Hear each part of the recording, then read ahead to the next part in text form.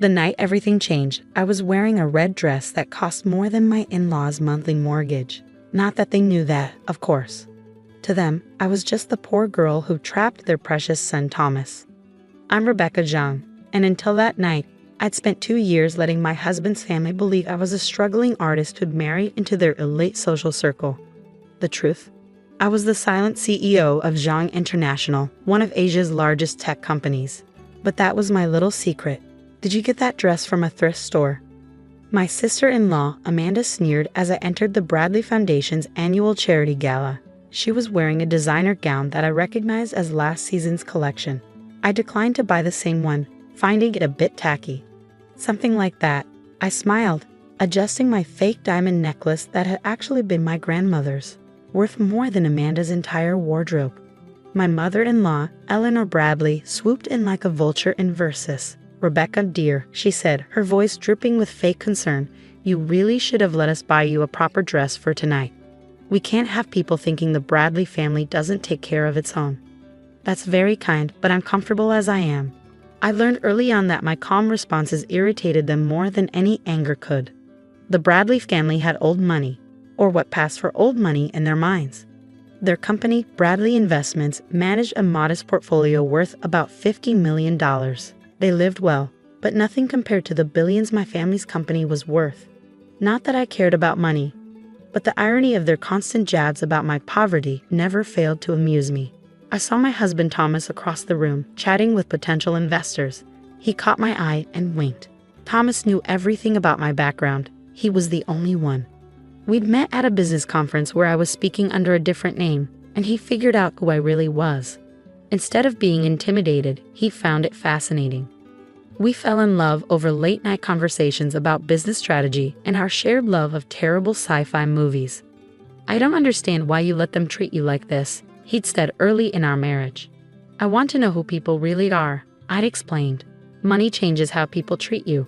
I learned that the hard way in my first marriage." Ah yes, my first marriage, another thing my in-laws loved to hold over my head. A divorcee, Eleanor would whisper at parties like it was a contagious disease. The gala was in full swing when things started to unravel. I was talking to an elderly couple about their charity work when Amanda deliberately bumped into me, spilling red wine down my dress. "Oh my God, I'm so clumsy," she giggled. "But don't worry, it's not like you paid much for that dress anyway." I dabbed at the stain calmly, but inside I was smiling. The dress was specially treated. The wine would roll right off. Another little secret. That's when Eleanor decided to make her grand announcement. She clinked her glass, gathering everyone's attention. "I'd like to thank everyone for coming tonight," she began. "The Bradley Foundation is proud to announce we're expanding our charitable work, specifically helping underprivileged women better themselves." She looked directly at me. "In fact, we have an example right here. My daughter-in-law, Rebecca, came from humble beginnings, but we've generously taken her in, trying to teach her proper society ways." The room grew quiet. I could see Thomas starting to move toward us, his face dark with anger. "Though I must admit," Eleanor continued, her voice sharp, "some people can't be taught class. They'll always be gold diggers, trying to climb the social ladder by trapping wealthy men." Amanda jumped in, clearly rehearsed. "Mother's right. We've tried to help you, Rebecca, but you'll never belong here. You're just embarrassing everyone. Why don't you leave? I'm sure there's a nice little coffee shop somewhere that's hiring." I stood there, letting their words wash over me. 2 years of patience was about to pay off. "You know what?" I said quietly. "You're right, I don't belong here." Eleanor's triumphant smile made what I was about to do even sweeter. "I don't belong here," I continued, "because unlike you, I don't need to announce my charitable donations to feel important. Unlike you, I don't need to belittle others to feel powerful. And unlike you, I don't need to worry about Bradley Investments' failing portfolio." Eleanor's face went pale. "What are you talking about?" I pulled out my phone, checking my messages. "Oh, that reminds me. I should let you know that about 20 minutes ago, my company completed its acquisition of Morrison & Stanley." "The investment firm?" Amanda looked confused. "What does that have to do with anything?" "Everything," Thomas said, finally reaching us. He was grinning. "Because Morrison & Stanley handles all of Bradley Investments' accounts, and my wife's company just bought them. The glass slipped from Eleanor's hand, shattering on the marble floor. "Your company?" Amanda stammered. I smiled, reaching up to unpin my hair. Zhang International. Perhaps you've heard of it. We're quite big in the tech sector, worth about 12 billion at last count. Eleanor grabbed the nearest chair for support. "That's impossible. You're just a gold digger." I finished for her. "A poor artist?" Amazing what people assume when they're too busy looking down their noses to see what's right in front of them. But this was just the beginning. What happened next would change the Bradley family forever. The silence that followed my revelation was deafening. You could practically hear the wheels turning in Eleanor's head as she calculated just how badly she'd miscalculated. "Even if what you're saying is true," she finally managed, her voice shaking, "Bradley Investments is still independent. You can't touch us." I pulled up another message on my phone. "About that. Thomas, darling, what time is it?" My husband checked his watch with theatrical flair. 9:45 p.m. "Perfect. That means the papers have just been filed." "You see, Eleanor, Bradley Investments has been in trouble for a while. Your expansion into real estate last year was ill-advised. Your company's been hemorrhaging money, forcing you to take out high-interest loans just to maintain appearances." Amanda's face went from pale to green. "How do you know about that?" "Those records are private." "Nothing's private when you own the bank," I said softly. "As of 9 o'clock tonight, Zhang International owns every loan Bradley Investments took out. We also own this building, by the way. Bought it last week." Eleanor swayed on her feet. "This building belongs to the Bradley Foundation." "Belong," Thomas corrected. "The foundation's board voted to sell it due to financial constraints. It just didn't tell you yet.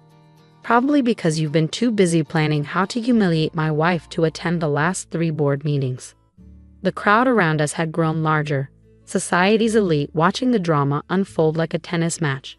I could see phones recording discreetly. This would be all over social media by morning. "You can't do this," Eleanor whispered.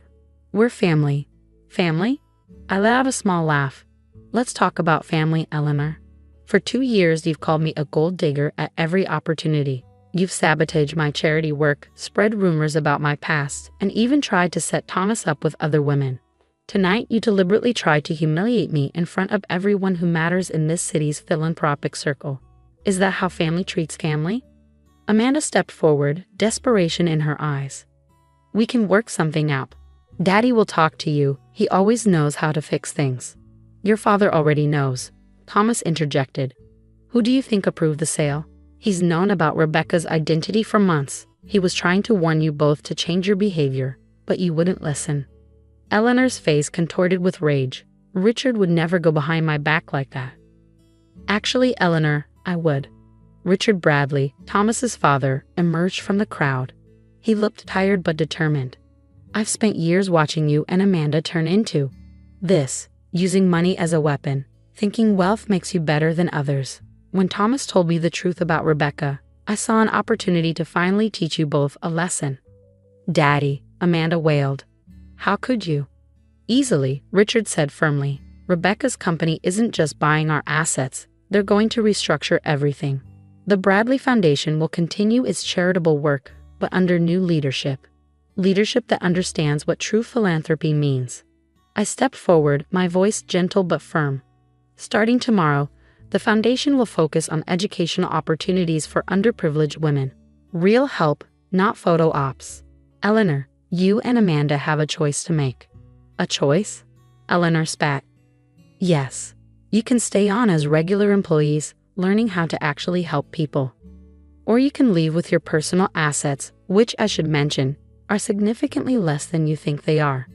Thomas and his father have already agreed to this arrangement. The whispers in the crowd grew louder. Eleanor Bradley, society queen, being offered a regular job by her poor daughter-in-law? It was delicious scandal. "This is ridiculous," Amanda shrieked. "Mother, tell them they can't do this." But Eleanor's rage had turned to something else. Fear. She'd finally realized just how completely her world had changed. "Why?" she whispered. "Why go through all this? You could have crushed us instantly." I walked closer, keeping my voice low so only she could hear. "Because money and power aren't weapons, Eleanor. They're responsibilities." I wanted you to understand exactly how it feels to be judged, dismissed, and humiliated based on what people think you're worth.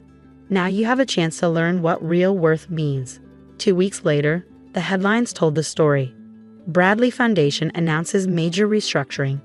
New focus on women's education. Eleanor and Amanda chose to stay, though it wasn't easy. Eleanor works in program development now, and recently confessed she's finally finding real purpose in her life.